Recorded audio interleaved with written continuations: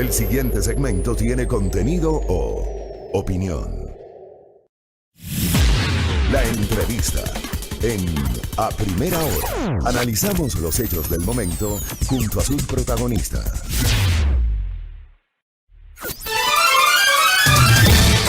Muy bien, 7:06 en la mañana. Vamos a comenzar con la ronda de entrevistas correspondiente a la jornada del día de hoy.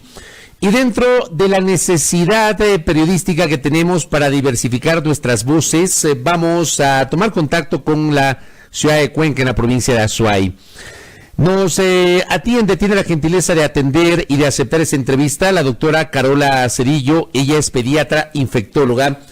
Le hemos invitado porque la doctora igualmente ha estado muy activa y además observando el desarrollo de la pandemia del COVID-19 en el Ecuador. Me parece a mí que esto que estamos enfrentando a nivel planetario se ha convertido en un aprendizaje para nuestros académicos, para nuestros médicos ecuatorianos, justamente con recomendaciones o generando recomendaciones y sus análisis sobre lo que está pasando para el control y la prevención del COVID-19. Doctora, bienvenida, qué gusto que nos atienda. ¿Cómo está? Buenos días.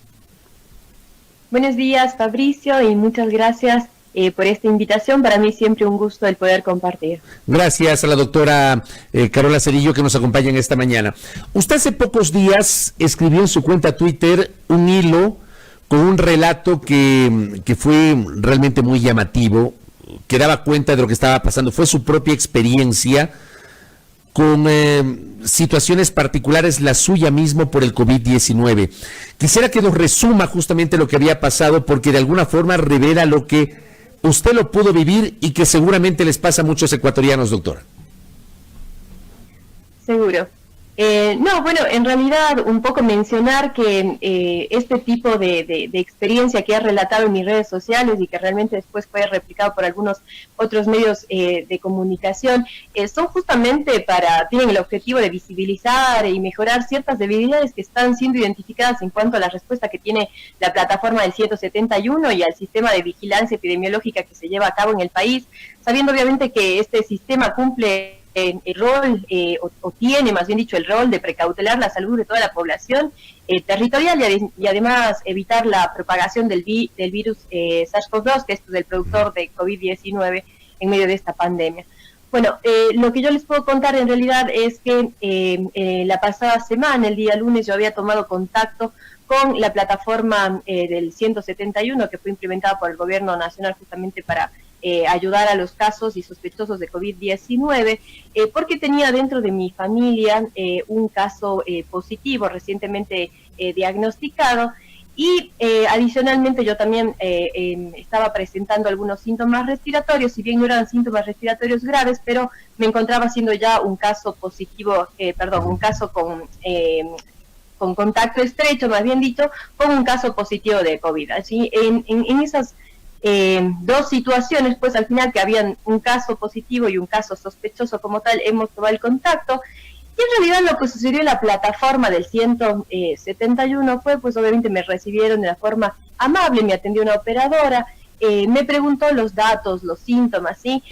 Pero al mirar que eran síntomas leves, en realidad lo que me recomendó la operadora era que lo que yo podía hacer era lavarme las manos, usar mascarilla y pues en realidad quedarme en mi casa. O sea, le generó las recomendaciones que ya se conocen, las recomendaciones básicas. Totalmente, son recomendaciones comunitarias que obviamente ahora que podemos ir analizando son recomendaciones sumamente limitadas en realidad, porque lo que yo les puedo contar es que, los organismos internacionales, la KCDC, sí, que son entes internacionales, ellos realmente comentan y relatan cómo la mayoría de casos, a partir de que se tiene un caso positivo, la mayoría de contagios se dan dentro de los domicilios. No es que las personas vamos y contagiamos realmente en la parte de afuera, mayoritariamente a nuestros contactos, ¿sí? Sino que son específicamente la mayoría en el entorno domiciliario, así que en el momento en que una persona toma contacto con el ente de salud, sea vía virtual o sea vía presencial, las recomendaciones que deberían ser dadas son específicas a cómo hacemos los ciudadanos para evitar el contagio a nuestros familiares, ¿sí? Y dentro de esas indicaciones, pues están otro tipo de medidas, no necesariamente estas tres, sino obviamente hay que indicar a la persona que no tiene por qué saber este tipo de recomendaciones, que por ejemplo tiene que estar el paciente enfermo en una habitación individual. Tiene que estar aislado, el paciente tiene que estar aislado. O sea, aquí por ejemplo, frente a esto que que este contacto, nunca hablaron del aislamiento, nunca dijeron que frente a los síntomas hay que aislar, no dijeron nada de eso. No, la verdad que no. Lo que como comento, realmente las recomendaciones que fueron dadas son las que se dan a la comunidad sobre uso de mascarilla, lavado de manos frecuente y realmente el quedarse en casa como tal, pero el aislamiento, como decimos justamente, o sea, hay que explicarles a las personas que el aislamiento, cuáles son las características, que la persona debe estar con la puerta cerrada, con la habitación ventilada, que si puede pues realmente tener la posibilidad de estar sola en esa habitación, que lo haga, y porque también sabemos que existen personas que no pueden disponer de una habitación para sí solos, y hay que explicarles entonces, bueno, que si no se dispone esa condición a nivel de los hogares, pues por lo menos que se estén en distancias de al menos 2 metros con las otras personas, con los otros familiares, que estén las ventanas abiertas siempre, ¿sí? Para que se eviten esos contagios, adicionalmente de otras medidas que son importantes, como el hecho de que las personas deben tener su propia vajilla, ¿sí? O sea, sus utensilios que no sean compartidos con el resto de los familiares, y el proceso de lavado y desinfección después de esos mismos utensilios es importante también saberlo. El hecho también de que todo lo que es ropa, todo lo que es las toallas, las sábanas, deben ser separadas, las del enfermo, que las del resto de la familia, para que no haya también intercambio de lo que se llaman fomites, ¿sí? Entonces, todo ese tipo de medidas, que se tenga un tacho de basura específico para el paciente que está enfermo, que no reciba visitas, pues, y que tenga obviamente un sistema de comunicación activo con el ente de salud, pues todas esas indicaciones son las que debemos darle en el momento que las personas se contactan. Obviamente esto no sucedió en esta instancia. Pero bueno, esa fue como que la primera parte. Correcto. Que pude... Eso fue lo primerito. Totalmente, que pude identificar qué tipo de recomendaciones reciben las personas. Después de eso, en realidad, como comentaba, lo que me comentó la funcionaria, que en realidad, como digo, no en ningún momento es que se ha comportado de una forma mala, sino en realidad está cumpliendo con lo que le ha sido establecido. Entonces, en realidad, lo que ella me había dicho es que como tenía síntomas leves, en mi caso, sí, o sea, que no hacía falta hacer nada más, o sea, una persona llama con sospecha o con un caso positivo y le dicen, bueno, puede quedarse en su casa porque no está grave, pero no se hace nada más. Ese es el segundo problema, que se evidencia, porque en realidad cuando decimos nuevamente, las personas sospechosas o con casos positivos que contactan al sistema de salud, en el caso de lo que son los sospechosos, deben, después de ser informados de todas las medidas que para no contagiar a su familia, pues deben ser derivadas o a la atención primaria de salud, sí, así sea un cuadro leve, sí, o deben ser inmediatamente abiertas fichas epidemiológicas que incluyen los contactos estrechos de esas personas, sí. Entonces no puede ser que a la persona se le diga, obviamente usted, bueno, quédese en su casa porque no hay nada más que hacer, y no se le dé ese acercamiento o esa continuidad, o inclusive la palabra seguimiento a los casos. ¿Por qué? O sea, ¿por qué es el llamado de atención? Realmente no es que a los casos leves nos vaya a pasar algo grave y que no podamos estar en casa. Claro que podemos estar en casa, pero la situación es el seguimiento posterior, porque es importante saber que la única cosa que tenemos para hacer en esta enfermedad, para cortar la transmisión de la enfermedad, es el rastreo de los casos, de los contactos estrechos de un caso positivo. Entonces ahí vienen dos cosas. Las personas que tienen sospecha de un caso deben ser testeadas, deben tener una PCR, que ese es el método diagnóstico que debe realizarse para tener la información de la enfermedad, no una prueba de anticuerpos, ni rápida ni de laboratorio, porque los anticuerpos simplemente nos hablan de si la persona estuvo en exposición o no al virus, pero no nos dan un diagnóstico temprano, oportuno, porque adicionalmente todo lo que es pruebas rápidas, sí, recién después de la primera semana de enfermedad es que empiezan a aparecer positivas. Así que realmente tiene que ser esa persona llevada a una PCR para tener la identificación temprana oportuna. Y posteriormente, ¿qué se hace con un caso ya positivo? Pues se le toman todos los datos y se le pregunta quiénes fueron sus contactos estrechos. ¿Quiénes son los contactos estrechos? Son las personas convivientes, pueden ser las personas que están en el mismo trabajo, ¿sí? También pueden ser las personas que así no convivan, pero comparten baño o comparten la cocina, ¿sí? Se convierten en personas de contacto estrecho, o personas que están cuidando de cerca a las personas que han estado presentando estos síntomas, o inclusive 2 días antes de que la persona presentara síntomas, porque esa persona ya contagia. Pero lo que sucede, como digo, cuando uno llama a la plataforma, es que si uno es un caso leve, le dicen que realmente se quede en casa y que no hay nada más que hacer. Esa es otra en los casos leves no hay ningún tipo de seguimiento ni nada por el estilo.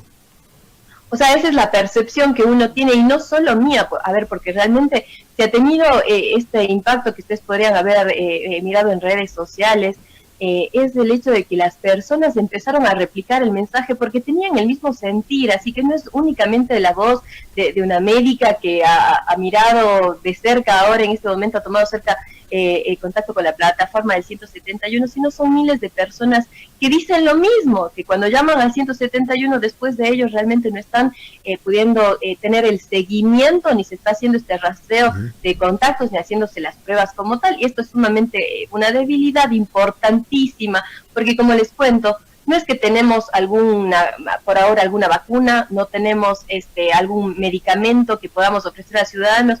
Lo único que tenemos para cortar con las cadenas de transmisiones, y es la parte fundamental del sistema de vigilancia, es esto: hago el test, identifico un caso y automáticamente rastreo a sus contactos. Y en el caso de que yo no puedo hacer el test enseguida porque puedo tener problemas a nivel de las pruebas de lo que es el país, bueno, cuando tengo un caso sospechoso, entonces igual tengo que hacer ya el rastreo de contactos para no perder tiempo y hasta que yo pueda hacer la prueba, porque ustedes han visto, a veces se demora 2-3 días en poder acceder al sistema de salud, y después la prueba, los resultados pueden venir en varios días más. Si yo todo esto hago en más de una semana o inclusive en 15 días, ya perdí la posibilidad. Claro, ya perdió todo el tiempo. Claro, de que los contactos realmente no estén aislados y después esos contactos se convierten en enfermos que van a seguir diseminando la enfermedad. Entonces, sabiendo eso de que normalmente no se da ese seguimiento y no se da esa posibilidad, yo insistí a la operadora, y eso puede ser constatado, que insistí para decir, pero en realidad, si yo estoy llamando es porque, por un lado, yo soy médica, le comenté, y realmente es importante saber si estoy contagiada o no, ahora que soy un caso estrecho, una sospechosa con un contacto estrecho, con un caso positivo, porque obviamente el personal sanitario, el personal médico, nosotros tenemos contacto directo con pacientes, con otro tipo de pacientes, ¿no? Y por más de que uno utiliza obviamente la mascarilla, utiliza todas las medidas recomendadas, los pacientes nuestros muchas veces no tienen ningún tipo de protección. Les pongo el ejemplo, en mi caso yo trabajo en áreas de neonatología, entonces obviamente el neonato no va a tener mascarilla, no va a tener protecciones adicionales, así que se convierten también en posibles expuestos. Por eso es fundamental que si el personal sanitario está positivo, debe ser identificado inmediatamente para precautelar, pues obvio, la situación de los pacientes que han sido valorados en los días anteriores antes de desarrollar los síntomas. Doctora, yo le quiero con este relato, yo le quiero pedir una reflexión, porque el ministro de Salud hace pocos días dijo que el Ecuador es hoy un país referente en el manejo de la pandemia en América Latina. Eso dijo el ministro de Salud. Pero usted nos hace un relato que da cuenta que, digamos, yo me quedo con la sensación de que no hay tal seguimiento, e incluso recibo un mensaje de un oyente que me dice: en mi familia hubo un caso positivo, mi cuñada trabaja en un hospital del Ministerio de Salud Pública, la atención se la hizo en el IES, no del hospital ni del IES, no realizaron ningún seguimiento y hay dificultades, es desastroso, dice, cómo funciona el sistema de vigilancia. ¿Qué sensaciones se queda usted de eso, doctora? La verdad es que yo tendría la misma sensación.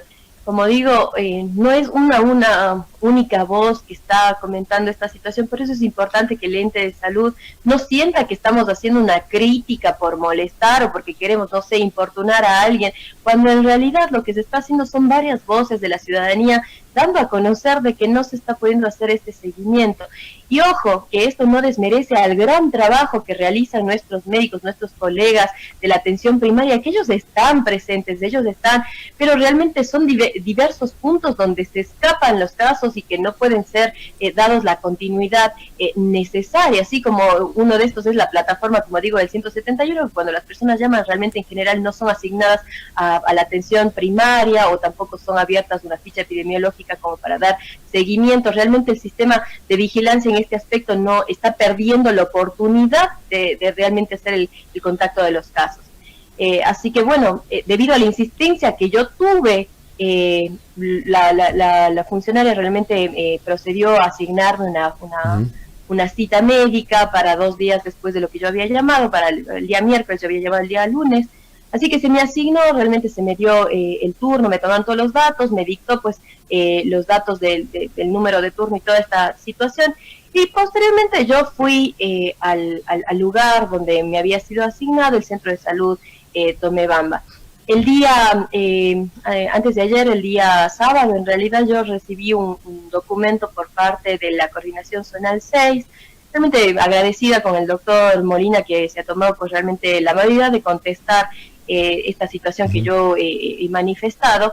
Y él lo que me ha sabido decir es que han mirado en lo que es la consola, han escuchado la grabación para saber qué pasó exactamente, han dado seguimiento al caso. Lo que él me comenta es que en realidad la operadora, la funcionaria, comenta la dirección actual del centro de salud. Siendo honesta, realmente le puedo decir, yo no escuché ningún tipo de información de dirección. Bueno, no importa, puede ser que haya sido algún inconveniente desde mi parte.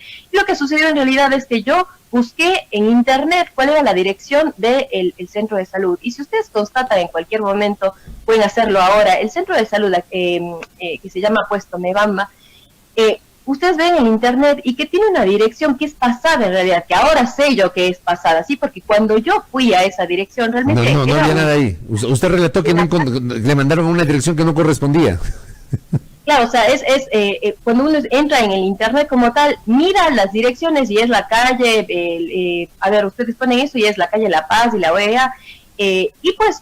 Nada, yo llegué a un lugar que estaba cerrado, un lugar que ya ni siquiera estaba en funcionamiento, entonces me llamó la atención, me bajé del auto, pregunté a los moradores y ellos son los que me dijeron, ¿sabe qué, doctora? No, doctora, ¿sabe qué? No, esto ya no funciona hace muchísimo tiempo, dicen. Entonces realmente fue como que la última situación que uno dice, o sea, esto no puede ser, no puede pasar.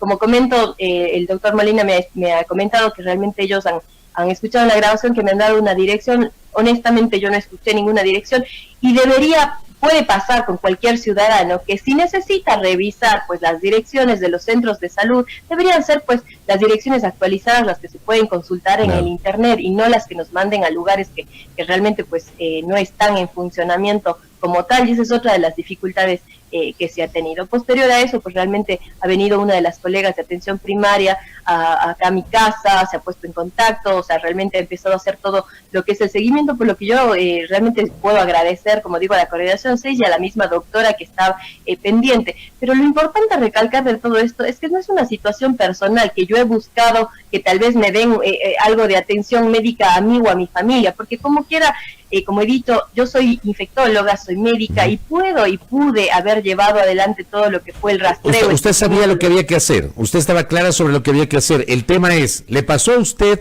siendo profesional de la medicina y al común de los ciudadanos que no sabemos? Totalmente, esa es la reflexión a la que queremos llegar. ¿Qué pasa con todas esas personas que no saben porque no tienen por qué saberlo? ¿Sí? ¿Cómo actuar dentro de sus casas para no contagiar a las personas? Que no tienen la posibilidad de pagarse una prueba porque realmente las pruebas son caras a nivel de lo que es la medicina privada, están entre 100 y 120 dólares, y más allá después para su familia también va a ser un problema pues el testearse, y obviamente pues que no saben cómo hacer el seguimiento y no saben ellos cómo hacer esta notificación a los contactos estrechos, y esto debe ser realizado por el sistema de vigilancia y de epidemiología del país. Yo me formé en la Argentina, ¿sí? en el servicio de control de infecciones, de epidemiología y infectología del Hospital Garrahan de Buenos Aires, y pues en realidad por eso conozco tan de cerca el sistema de vigilancia, que es una situación inmediata, que eso realmente sí es efectivo y es una situación que uno va viendo cómo va funcionando en los diferentes países, que se convierte en una urgencia epidemiológica, decimos nosotros. Cuando el médico, el personal de salud avisa de un caso positivo, sí, automáticamente se activa y hay guardias, claro, es decir, turnos de epidemiólogos que enseguida empiezan a hacer el rastreo de contactos, que es inmediato, porque como decimos, caso contrario es una oportunidad perdida para cortar la transmisión de nuevas infecciones. Me parece a mí que este relato que usted nos ha hecho ha sido muy revelador y da cuenta de las dificultades que enfrentamos justamente dentro de estos diversos niveles de atención. Doctora, le agradezco mucho por estos minutos. Quiero comprometerle para que en el futuro nos vuelva a acompañar. Vamos a ver cómo evoluciona la pandemia en el Ecuador. Le agradezco mucho por la gentileza. Que tenga usted un buen día. Muchísimas gracias. A la doctora Carola Cedillo, ella es pediatra infectóloga. Miren ustedes el relato que nos hace la doctora.